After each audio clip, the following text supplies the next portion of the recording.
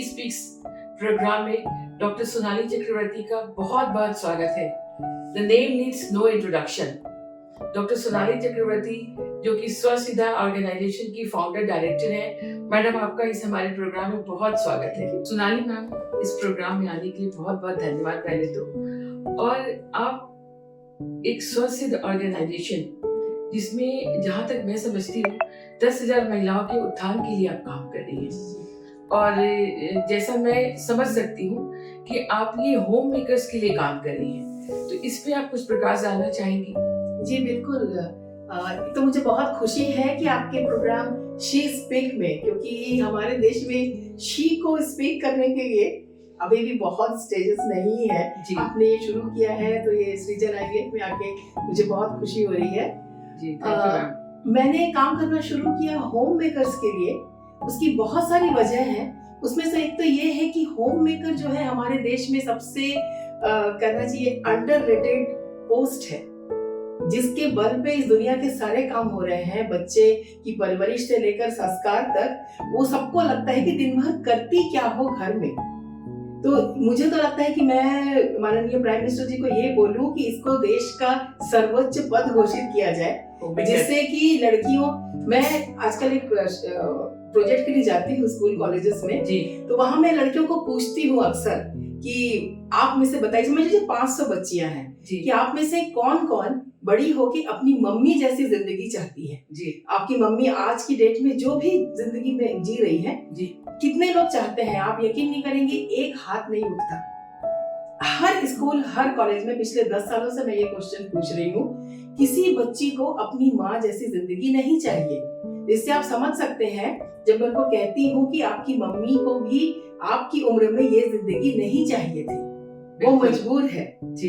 तो इसीलिए मैंने फिर शुरू किया कि मम्मी अगर मम्मी बन गई है तो उसके सपने पूरे क्यों नहीं हो सकते। तो इस वजह से मैंने ये काम शुरू किया था जी। तो मैं ये समझूं कि आप एक होम मेकर को ग्रूम अप करती जी, उनकी इच्छाओं को जी, उनकी भावनाओं को पंख लगाती। हाँ जी, दैट्स ग्रेट। तो आप ये करती कैसे हैं? देखिए, हमारे देश में क्या होता है, हम लोग शादी ब्याह या रंगोली मेहंदी संगीत में जा रहे हैं तो बहुत सज लिए, उसी को ग्रूमिंग माना जाता है। ग्रूमिंग मेंटली होती है। एग्जैक्टली। लोग शादी के बाद पढ़ना छोड़ देते हैं, न्यूज देखना छोड़ देते हैं, साहित्य जानते नहीं हैं, अच्छा संगीत नहीं सुनते हैं जी। जो बचा खुचा होता है ना, वो होम मेकर के, हाउसवाइफ का नाम होम मेकर करने से कोई बदलाव नहीं हो जाता, वही काम करता ठीक है। तो वो उनकी लाइफ में जो खाना बच गया, जो बच्चे सुन रहे हैं वही हमारे कानों में जा रहा है, जो हस्बैंड पढ़ रहे हैं, जो पेपर का पन्ना ऊपर है वो हम पढ़ रहे हैं। हाउसवाइफ को लगता है मेरी शादी हो गई ना, मैंने गंगा नहा ली। तो इसीलिए उनको मैं फिर ग्रूम करती हूँ। पहले तो उनको घर से निकालना बड़ी बात थी, क्योंकि वो आलसी भी हो जाती है।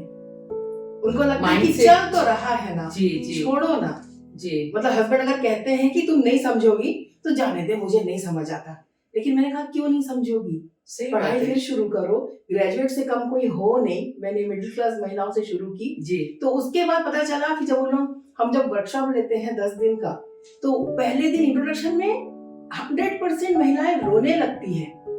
जब मैं बोलती हूँ इंट्रोडक्शन दो, तो लोग शुरू करते हैं कि मेरा नाम ये है, मेरे 2 बच्चे हैं, वो ये कर रहे हैं, मेरे हस्बैंड ये कर रहे हैं। मैंने कहा अपना इंट्रोडक्शन दो।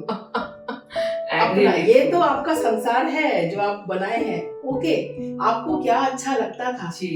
महिलाएं रोने लगती हैं, फिर उनको सपने याद दिलाना पड़ता है। फिर उनको मैं ये थिएटर ट्रेनिंग से, एक्टिंग के उससे उनकी स्मार्टनेस वापस करके, मैंने कहा आपने फैमिली को बहुत सारा समय दिया, अब आप समाज को थोड़ा टाइम दें।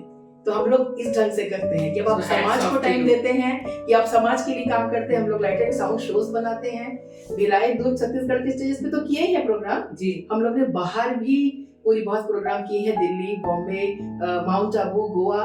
और जब लोग सुनते हैं ना कि ये टीम ऑफ हाउसवाइफ्स है, तो हमें तो हर जगह स्टैंडिंग ओवेशन मिलता है। उसकी मुझे बहुत खुशी होती है कि लोग समझने लगे कि हाउसवाइफ क्या है। सही बात है, उभरे हुए को तो सब उभार सकते हैं, पर बैठे हुए को उभारो, इससे अच्छा। इस कंटेक्स्ट में मैम, ये जो आप कर रहे हैं, कभी आपको कोई कठिनाई आई समाज से, परिवार से, उनके घर वालों से? कोई भी आप काम करने जाएंगे मैम, तो कठिनाई तो आएगी ही। और स्वामी विवेकानंद जी कहते हैं किसी रास्ते पर अगर आप चल रहे हैं और कोई मुश्किल नहीं आ रही है, इसका मतलब है कि आप गलत रास्ते पर हैं। तो अगर आप पर कठिनाइयां आएंगी, क्योंकि हमारा काम था सोच बदलने का। जी। पहला जो नैरेटिव सेट किया गया था कि औरत ही औरत की दुश्मन है, तो हम इस चीज को बदलते हैं। हमारे ग्रुप में हम लोग का पहला है सराहना की परंपरा, कि महिलाएं महिलाओं की प्रशंसा करें। हमारे जो कोई ग्रुप ज्वाइन करता है, हम उसे एक नियमावली भेजते हैं। उसका पहला है कि हमारे किसी की कोई बात अगर आपको बुरी लगती है तो उसको ना बताएं, उसको इससे कोई फर्क नहीं पड़ता आप उसके बारे में क्या सोचते हैं। लेकिन अगर कोई बात अच्छी लगती है तो उसे जरूर बताएं कि आपका ये अच्छा है, आपने लिखा अच्छा, आपने गाया अच्छा, आपके बाल अच्छे हैं, आप ये बताएं। उससे एक हिम्मत बढ़ती है पॉजिटिव थिंकिंग के साथ। क्या कहते हैं, जो औरत औरत की दुश्मन कहते हैं, ये कितना बुरा एक कंसेप्ट है। समझिए, इस दुनिया में शुरुआत से लेके अभी तक पुरुष पुरुषों से लड़ते हैं। जितने युद्ध हुए पुरुषों के बीच, पुरुषों ने एक दूसरे को मारा, ये सब कुछ किया, जमींदारों ने किसानों को मारा। सेट क्या किया गया, औरत औरत की दुश्मन है। हम कब दुश्मन exactly. तो ये तो आप जानबूझ के करते हैं कि क्योंकि आजकल एक कैंपेन चल रहा है ना कि विमेन सपोर्टिंग विमेन। महिलाएं अगर महिलाओं के फेवर में आगे आ जाए ना तो ये टिकेंगे नहीं, दुनिया एक हो जाएगी। हाँ, तो इसीलिए इन लोगों ने पहले हमको अलग करने का सोच लिया था। ये थैंक यू मैडम, मैं आपसे पूछना चाहूंगी, क्योंकि आप जो काम कर रही हो बिल्कुल नया है, अभी भी मिडिल क्लास में भी और हर जगह, तो आपने कैसे सोचा कि आपको इस फील्ड में आना है? आईवीएफ और सरोगेसी और ये सारी चीजों में आपने इसी फील्ड में कैसे आपने सोचा? बहुत ही अच्छा सवाल किया मैम। एक्चुअली क्या बचपन से ये ग्रूमिंग थी, या शायद हमारे दिमाग में फीडेड था मेरे फादर के थ्रू कि आपको कुछ करना है। तो जब हम बड़े हुए तो ये हम इसके साथ ही हमारे दिमाग में था कि अब तो आपको अर्न करना है, कुछ भी करना है। एंड जब हम जिस जमाने के हैं वहाँ पे लड़कियां मतलब doctor, and I was very good in studies, तो लकीली ये चीजें हो गई। फिर ग्रेजुअली वो सारी चीजें भी हो गई। Then finally I become a gynaecologist. Again ये progressive thoughts I don't know कहाँ से आई है। आपको फ्रंट सीट पे बैठना है, आपको नई चीजें इनकलकेट करनी है। तो I think in my childhood with my father. और जब यहाँ भिलाई आने से पहले मैं दिल्ली में थी and was doing very good, but in gynaecological practice like delivery, caesarean, ये सारी चीजें। When my husband forced me कि कुछ नया कर, something new. Then I went for the training in London. वहाँ से मैंने 1 साल की ट्रेनिंग ली IVF में, and then I started it. तो I think the force around me, like in childhood my father and इसके बाद मेरे husband. और एक चीज बहुत important थी, they all believe in me कि तुम कर लोगे। जी। तो शायद यही था, फैमिली सपोर्ट बहुत जरूरी है और एक पुश। और बचपन से मैं थोड़ी मेहनती टाइप की हूँ। जी जी। लेबोरियस एक बोलते हैं ना, दिमाग कम है पर लेबोरियस बहुत हूँ। तो शायद ये होगा। अभी भी जैसे मैं आपको बताऊँ, IVF I am doing for last 17-18 years। तो अब तो ये मेरे ब्रेड, मतलब आप बोलो कि नींद में भी सारी चीजें हैं। अब मेरे को लोग IVF के लिए ही जानते हैं, पर इवन दो IVF में क्या लेटेस्ट चीजें हो रही हैं, I just want to inculcate. Because देखिए, pace field time is also very important. And doctor या कोई भी प्रोफेशन में जब तक आप लर्निंग नहीं करते रहोगे तब तक मुश्किल है। You have to learn and be, रोज नई चीजें आती हैं। शायद ये रीजन होगा मैम। ये भी जानना चाहूंगी कि ये एक नई टेक्नोलॉजी है जिससे ऐसे पेरेंट्स को बहुत फायदा होता है जो उम्मीद खो चुके हैं जिंदगी में। तो क्या ये अफोर्ड कर पाते हैं हर कोई? अगर किसी की माली हालत अच्छी नहीं है तो भी क्या ये अफोर्ड कर पाएगा, मिडिल क्लास वाले भी? सही से बात है मैम। देखिए, जब मैंने IVF स्टार्ट किया था 2009 की बात होगी, ट्रेनिंग तो मेरी 2007-8 में हुई थी और 9 मैंने इंडिपेंडेंट स्टार्ट किया था। At that time it was a very costly affair और आउटकम भी कम था। IVF में काफी रिसर्च हुए, डेवलपमेंट्स एंड ऑल। उससे में जब हम IVF करते थे तो आई थिंक जो results was not more than 20%। आज हम 60-70% में काम करते हैं और कॉस्ट भी काफी कम हो गई है। लेकिन फिर भी आप लो मिडिल क्लास के लिए इट्स ए कॉस्टली अफेयर। तो हमारे यहाँ, हमारे ऑर्गेनाइजेशन में इन a month we do 1 free IVF. Okay, great. But the condition is that कि उनकी जो सैलरी है वो it should be less than 10,000। ठीक। और ये मेरे मदर के नाम से मैंने एक ट्रस्ट स्टार्ट किया है, उसके बैनर में हम लोग करते हैं। Okay. So we are trying to help the people out also।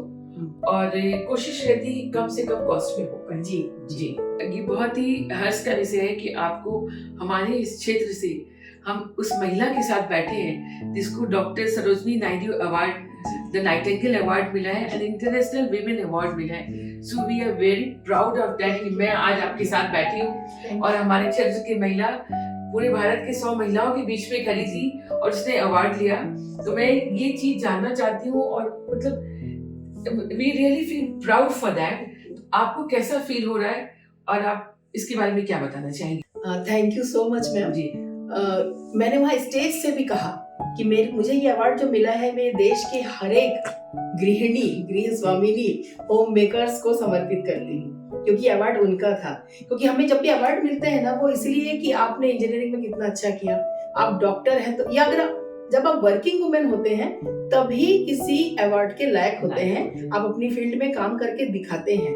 लेकिन हाउसवाइफ्स, वो तो लोगों का, अगर बाकी लोग स्टार है तो दे आर स्टार मेकर्स, तो फिर उनको क्यों कम किया जा रहा है? कोई भी कुछ है तो उनकी माँ की वजह से है, परवरिश की वजह से है। माँ ने अपनी कई इच्छाओं को पूरा नहीं किया होगा, कई बुरी लगने वाली बातों को सहन करके भी घर छोड़ के नहीं गई होगी, तब जाके बच्चे को एक बहुत अच्छा परिवार मिला। तो माँ की जो काम है उनको भी सराहा जाना चाहिए। तो मुझे जो अवार्ड मिला, मैंने ये सब हाउसवाइफ्स के नाम किया, क्योंकि इनके साथ काम करने की वजह से ही आपको ये अवार्ड मिला। तो आप इन हाउसवाइफ को स्टार मेकर्स तक पहुंचने की जर्नी के लिए आपको बहुत बहुत गुना आपको बहुत बहुत इसके लिए बधाई मैडम, इस अवार्ड के लिए। ये हम भिलाई और दुर्ग क्षेत्र के लोग इसके लिए बहुत अच्छा फील कर रहे हैं कि हमारे बीच की कोई महिला इस अवार्ड को लेके आई है। मुझे बहुत खुशी हुई कि छत्तीसगढ़ का नाम पहुंचा वहाँ तक। जी जी। और उसी कंटेक्स्ट में आपको हमारे गवर्नर साहब ने भी सम्मानित किया। जी जी जी, वो भी हमारे लिए बहुत सम्मान की बात है कि आज मैं उस महिला के साथ बैठी हूँ जो इतनी सम्मानित है। थैंक यू मैम, इतना कुछ नहीं है, ये सम्मान और हमारे मन में डर बैठाते हैं, काम करते रहना है, काम करते रहना है, ये और चैलेंज बढ़ता है। Exactly, you are right. Madam, आप अभी दुर्ग भिलाई चैप्टर की फॉक्सी प्रेसिडेंट हैं जी, तो इसकी बहुत खुशी है कि जब एक महिला किसी भी ऑर्गेनाइजेशन की प्रेसिडेंट होती है ना, तो वहाँ पे महिला सशक्तिकरण की बात जरूर होती है। तो आप लोग क्या कर रहे हैं काम इसके अंडर में अभी? हाँ, ये फॉक्सी जो है ना, जैसे organisation of gynaecologist and national level, तो मैं ये भिलाई की प्रेसिडेंट हूँ। तो अपार्ट फ्रॉम मेडिकल एक्टिविटीज जो हम अपने वर्कशॉप सेमिनार्स करते हैं, उसके अलावा हम फीमेल्स के लिए बहुत सारे प्रोग्राम्स चला रहे हैं। जैसे गवर्नमेंट ऑफ इंडिया ने अभी हेपेटाइटिस वैक्सीन को यूनिवर्सल प्रोग्राम में डाला हुआ है, ह्यूमन पैपिलोमा वायरस वैक्सीन को। ये ह्यूमन पैपिलोमा वायरस वैक्सीन जो होता है, that prevents cervical cancer, HPV vaccine.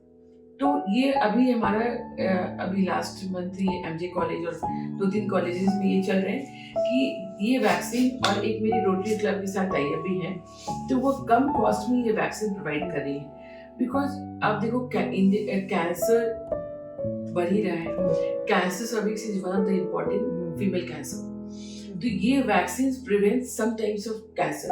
Human papilloma virus का ट्रांसमिशन सेक्सुअल कांटेक्ट से होता है। तो ये अगर हम वैक्सीन इसके पहले लगा लेते हैं तो decrease the incidence of cervical cancer. तो हम ये कैंपेन चला रहे हैं, अवेयरनेस प्रोग्राम्स, कि अगर आप ये वैक्सीन लगाते हैं तो long run in future we can decrease the incidence of cervical cancer. इसके अलावा ये जो ह्यूमन पैपिलोमा वायरस होता है, वो एनल कैंसर के लिए भी रिस्पॉन्सिबल है। तो अभी जो गवर्नमेंट ऑफ इंडिया ने ये जो लोगों को पता नहीं है, तो गवर्नमेंट ऑफ इंडिया ने अभी जो ये vaccine, this is both for boys and for girls, और ये नॉर्मली कौन सी एज में लगता है? Normally there are 2 doses. अगर आप सेक्सुअल कांटेक्ट के पहले लगाते हैं तो recommendation is starting from between 9 to 14 years. तो 2 डोज लगानी है, both for boys and for girls. और अगर मान लो कि किसी को 25 साल उम्र हो गई पर दे वांट टू प्रिवेंट, उनके लिए 3 डोज है, 0, 2 and 6 months। तो इससे हमारी 2 चीजें हो रही हैं। In long run we are looking over the health figure कि हमारा कैंसर सर्विक्स के इंसिडेंस कम हो रहे हैं। Secondly, anal cancer, anal wart, इन सब के इंसिडेंस कम हो रहे हैं। सो गवर्नमेंट ऑफ इंडिया अभी कुछ सालों में बिहार में जो फ्री सप्लाई कर दी है बाकी स्टेट्स में भी अबाउट टू कम, तो it will be available in government counter. पर अभी ये प्राइवेट सेक्टर्स में कॉस्ट के साथ पे करके लगाना है। पर ये Indore and Bhilai we are associated with Rotary Club, तो हाफ द रेट में वो सप्लाई कर रहे हैं and we are giving them कि हमारे यहाँ आके लगाएं, and that's free of cost. मैं आपसे ये पूछना चाहूंगी, पिछले 15-20 सालों से आप काम कर रही हैं, 18 साल से ज्यादा से, और अभी आप प्रेसिडेंट हैं फॉक्सी की, तो विमेन एम्पावरमेंट के लिए काम कर रही होंगी। लेकिन मुझे लगता है विमेन एम्पावरमेंट उस जगह पर फेल है अगर वो बच्चा पैदा नहीं कर सकती। आईवीएफ की शुरुआत की भी यही सोच रही होगी कि हमारे देश में बच्चा होना पर्सनल से अधिक सामाजिक समस्या है। बिल्कुल सही। लोग उसको बोल के उसकी जिंदगी खराब कर देते हैं, जीना मुश्किल कर देते हैं। मेरे परिचित भी ऐसे लोग हैं जहां दोनों के टेस्ट हुए शादी के 5 साल बाद या कितने भी साल बाद बच्चे नहीं हुए, तो पति के टेस्ट रिपोर्ट में कुछ प्रॉब्लम आई, पत्नी बिल्कुल क्लियर है, लेकिन पति मानने को तैयार नहीं, क्योंकि मैं मर्द हूँ, मुझ में कोई दिक्कत नहीं है, इसका इलाज करो। तो ऐसे पेशेंट्स अगर आते हैं तो आप कैसे उनको डील करती हैं, कैसे टैकल करती हैं, या पुरुषों की मानसिकता में पिछले 15 सालों में कोई बदलाव आया है? मैं ये जेन्युइनली जानना चाहती हूँ। मैं आपसे ही बोल रही हूँ, पर सोसाइटी थोड़ी खुल रही है, पुरुष भी निकल के आ रहे हैं और अपनी कमियों को मान रहे हैं। पहले से थोड़ा बेटर, पर फिर भी अभी कुछ दर्जे के पुरुष हैं जो कि आके बोलते हैं थोड़ा अकेले में मिलना है। ठीक, मेरी वाइफ को मत बताइए कि मेरे अंदर कमी है। ठीक, तो ये डर है उनको। देखिए पुरुष की मानसिकता है, तो बहुत बार ऐसे बोलते हैं, फिर हम उनको समझाते हैं कि देखो ये नींव कच्ची, इस पे आप स्टार्ट करोगे तो लॉन्ग रन में मुश्किल हो जाएगी। और जो भी चीजें हमारे यहाँ होती हैं आपकी और आपकी पत्नी के बीच में रहती है, बाकी कोई भी आपके घर वाला आता उसको कुछ भी इससे लेना देना नहीं है। लेकिन फिर भी बहुत बार ये कहते हैं कि मेरी वाइफ को मत बताइए। ठीक, तो हम दोनों को अलग अलग से भी काउंसलिंग करते, दोनों को अलग से समझाते, फिर दोनों को कंबाइन समझाते और फिर हम आगे बढ़ते हैं। पर कुछ लोग हैं अभी भी प्रॉब्लमेटिक, जैसे सासू माँ, पता नहीं इसमें ही कमी होगी, मेरा लड़का तो ठीक ही है। ये चीजें अभी भी हैं, पर पहले से काफी इम्प्रूव्ड हो चुकी है। ठीक, जैसे आप विमेन एम्पावरमेंट की बात करें मैडम जी, तो मैं जहाँ भी जाती हूँ, जिससे भी मिलती हूँ, मेरे को ये लगता है कि कोई भी महिला, मतलब how can we empower physically, mentally and financially, तो और बाय हेल्थ वाइज के लिए हमारा कैंपेन्स चल रहा है। आपकी पॉलिसिस्टिक ओवरी है, बहुत सारी प्रॉब्लम्स, डाइट कैसे ठीक करें, आपकी लाइफ एक्टिविटीज कैसे ठीक होगी। आजकल अभी आप मूवीज में देखिए सिचुएशनशिप सिंघम के बाद सब लोग अब सिचुएशनशिप भी, हम लोग भी जान गए, मैं रिलेशनशिप तक जानती थी। तो देखिए आप रिलेशनशिप और सिचुएशनशिप को रोक नहीं सकते, पर इसके जो कॉन्सिक्वेंसेज हैं, अभी मेरे पास एक लेक्चरर है, क्या वो पिल खा लिया था, आप उसको उनको नॉलेज और एम्पावर करेंगे तो वो चीजें नहीं आएंगी आप अननेसेसरी पॉप अप कर रहे हो, because it's the female who is bearing, it's not the male who is bearing. Always. तो how do you empower physically, उनको नॉलेज देना। वो पीरियड्स के 3 दिन बाद भी सेक्स करती तो पिल पॉप करती। तो fertile period is between 12 to 14 to 15 days. यहाँ तो क्लास 10 में पढ़ाया जाता है। यहाँ पे आप अनप्रोटेक्टेड सेक्स करोगे तो प्रेगनेंसी के चांसेस है। तो हम उनको ये एम्पावर करते हैं कि आपको नॉलेज होनी चाहिए, अननेसेसरी आप चीजों को पॉप मत करो। And what negative things can happen if we have multiple partners. इसी कंटेक्स्ट में मैंने ईमेल पैपिलोमा वायरस के बारे में भी बताया कि उससे वो भी ट्रांसमिशन वैसे ही होता है। तो इसके अलावा वन थिंग, मतलब नॉर्मली आई जस्ट आपके इस प्रोग्राम सी स्पीक्स के थ्रू बताना चाहती हूँ, जो आपने बोला कि महिला को बच्चा, डेफिनेटली एवरी फीमेल्स, देखिए अभी मैं कहीं पढ़ रही थी, female are groomed up like female, भगवान ने हमको ऐसे ही बताया जी, ऐसे ही बनाया है जी। उसी सवाल को आप किसी पुरुष से पूछोगे तो जवाब दूसरा होगा, उसी को महिला से पूछोगे तो जवाब दूसरा, क्योंकि हमारे मेंटल मेकअप डिफरेंट है। हमको पुरुष मत बनाओ, हमको महिला रहने दो बस। हम पैंट शर्ट इसलिए पहनते हैं कि हम कंफर्टेबल हो, ड्राइविंग कर सके, हम आदमी नहीं बनना चाहते। तो अब जैसे महिलाएं सीईओ है, प्रोफेसर है, डीन है, और आप बिलीव करेंगे they are more intelligent than male and they are multitasking. नहीं हम लोग, मैंने आपसे जब मैं कहती हूँ ना कि जी। होम मेकर्स के लिए काम करती हूँ, तो मैं ये कहती हूँ कि होम मेकर्स मतलब उसमें वर्किंग भी है, जी। कोई अगर बैंक मैनेजर भी है या जी। कलेक्टर भी है, हाँ, फिर भी वो होम मेकर तो है है ही। ही ना। तो अब जैसे इनको ये फियर होता है कि अब मेरी 32 साल उम्र हो गई, हाँ। मेरे को बच्चे कैसे करूं, फिर अगला असाइनमेंट्स भी है, पोस्टिंग चेंज हो गई। एक्चुअली तो इसके लिए ना एक चीज मैं इस माध्यम से सी स्पीक्स के माध्यम से देना चाहती हूँ कि सोशल फ्रीजिंग ऑफ एक्स, अगर आप अभी बच्चे नहीं करना चाहते और आपको ये पता है कि बेस्ट एज इज 24, 25, 26, अभी तो 27 एज, अभी तो 30 तक शादी नहीं होती, हो भी गई तो बच्चे नहीं करने हैं, तो we can freeze the eggs. देखो 30 के बाद जो फीमेल्स के अंडे होते हैं वो वैन ऑफ करने जाते हैं, उनकी क्वालिटी कम हो जाती, उनके नंबर्स कम हो जाते हैं, उसमें मालफॉर्मेशंस के भी चांसेस बढ़ जाते हैं। तो you can freeze your eggs over here. आपने 28, 29, 30 साल में अंडे को फ्रीज किया, आप सेम एज के आपके अंडे हमारे पास रखे हैं और आप 35 ईयर्स में उसको अपने यूट्रस के अंदर ट्रांसफर करा सकते हैं और जो बेबी की जो उस समय की एज होगी वही होगी। सो आपकी प्रेगनेंसी बाद में भी आ सकती है। So don't worry about that. Career and child birth दोनों ही पैरेलल जा सकता है, because we don't want to be in the back seat. जी जी, हम अपना प्रमोशन क्यों छोड़े बच्चे के लिए? नहीं, मैं तो पुराने जमाने जैसे कहती हूँ, समय पे करो सब। हाँ एग्जैक्टली, वो भी समय कर पे सकते हो करो, आप। समय पे बच्चे हो, समय पे बड़े हो। वो हाँ। 45 साल के पेरेंट जब होते हैं और बच्चा 1 महीने का, वो थक जाते हैं उसके 5 साल होते होते। एग्जैक्टली। तो इसमें मुझे अभी दिक्कत कल लगती ही है। आर्टिकल था मैम, आई थिंक आर्टिकल था पेपर में, किसी में मैं देखा था कि अब जो जनरेशन चल रही है, हाँ दादा दादी शायद पोता पोती को ना देख पाए। हाँ एक्चुअली लेकिन ये इसका सॉल्यूशन साइंस ने क्या निकाला? बात क्या है ना, ये तो आपको इतना कुछ क्यों करना पड़ रहा है कि मैंने जो शुरू की थी ना बात जी कि हाउसवाइफ्स की हालत देखकर बेटियों ने फैसला किया कि मुझे कमाना है, मुझे घर में मम्मी को उतनी इज्जत नहीं मिलती, मम्मी के हाथ में कोई फंड नहीं रहता, तो मैं ये जिंदगी तो नहीं जीऊंगी। ऐसे करके पूरी सामाजिक संतुलन हमने बिगाड़ दिया। ठीक, आप उस संतुलन को वापस लाने के लिए देखिए, हाँ। हर चीज में हम साइंस का सहारा लेते हैं। हाँ। लेकिन अगर ये फीमेल मान लो इसकी प्रमोशन होने वाली है और उसको बच्चे करने हैं, तो सृजन आईवीएफ में we can freeze the eggs.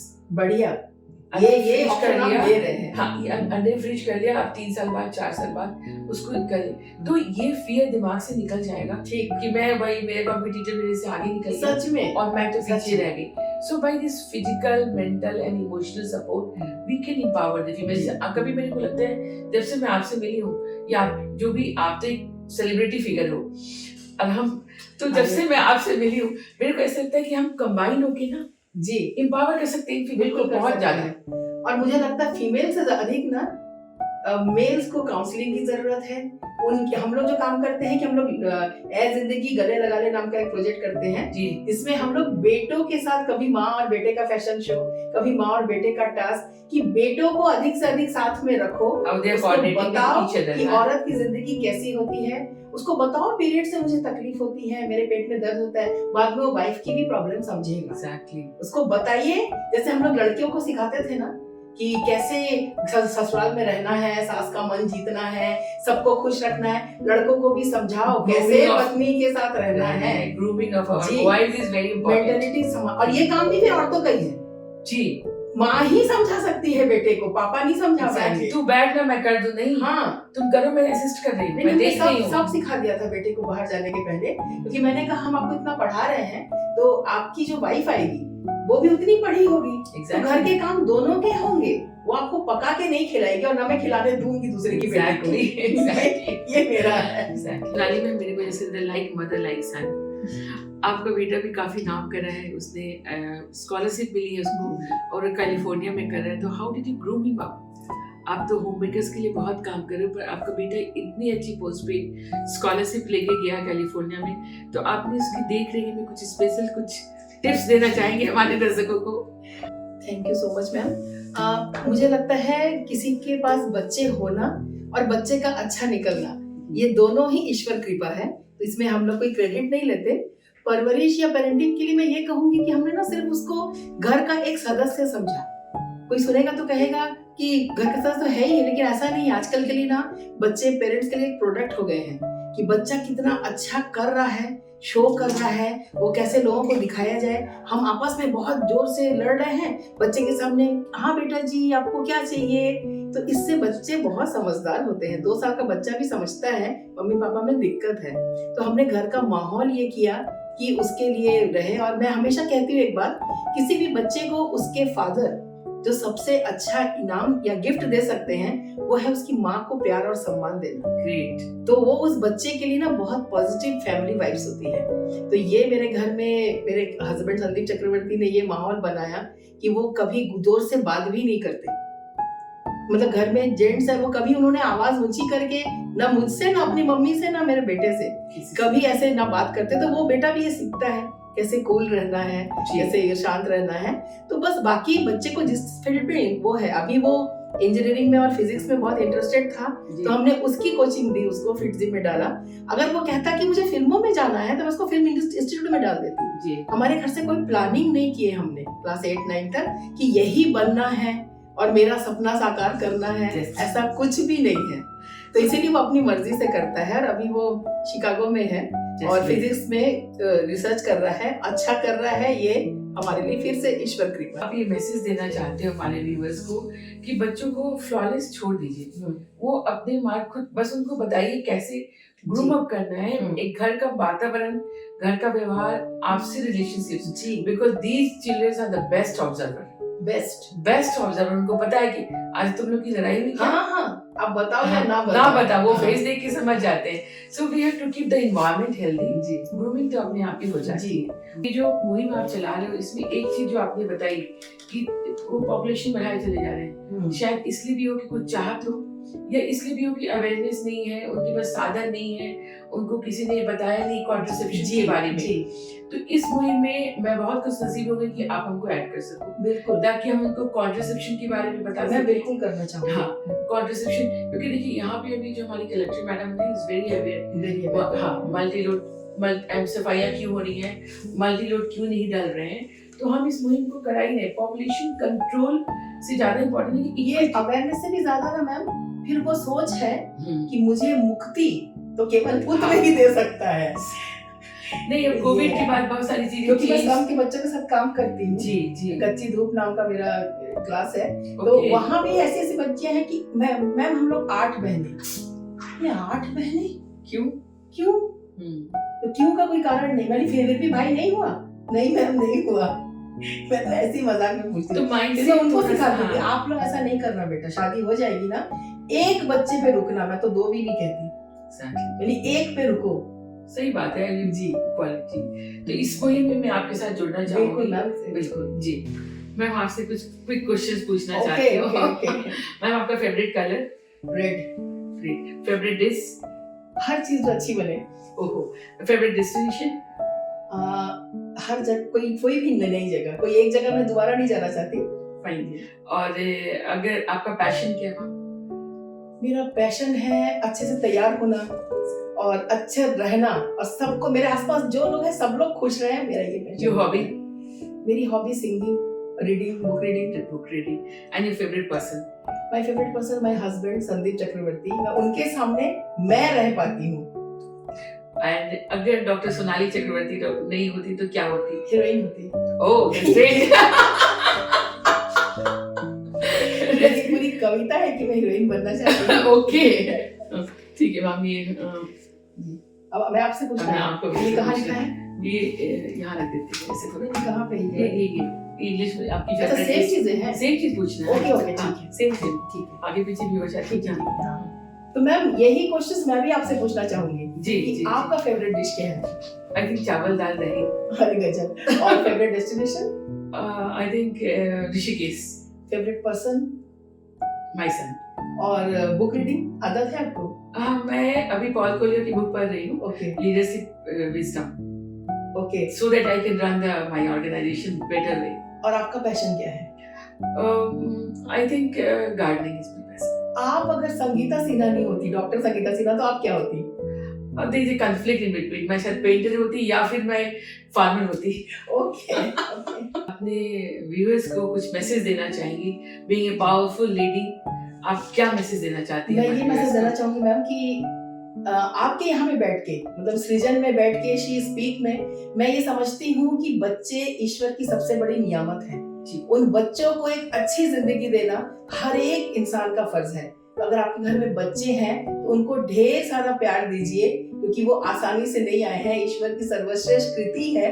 उनको बहुत सारा प्यार दीजिए, उनको अपना पूरी जिंदगी दीजिए कि वो आपका है। Thank you ma'am. She speaks के माध्यम से आज डॉक्टर सोनाली मैम के साथ मैं ये मैसेज देना चाहती हूँ कि this is our duty. We should empower women, physically हो, मेंटली हो, फाइनेंशियली हो। ये एम्पावर करना बहुत जरूरी है। और अगर हम एक महिला दूसरी महिला को एम्पावर करते जाएंगे, उनको ये मैसेज देंगे कि तुमसे जो नीचे है उसको एम्पावर करो, तुम एम्पावर करो, so we can have a healthy society. हम आज के लिए नहीं सोचना चाहते, हम आज से 20 साल बाद के लिए सोचें। हमारे पूर्वज ने हमको दिया, हम क्या देके जा रहे हैं। So we need a healthy society with female respect and all. Thank you.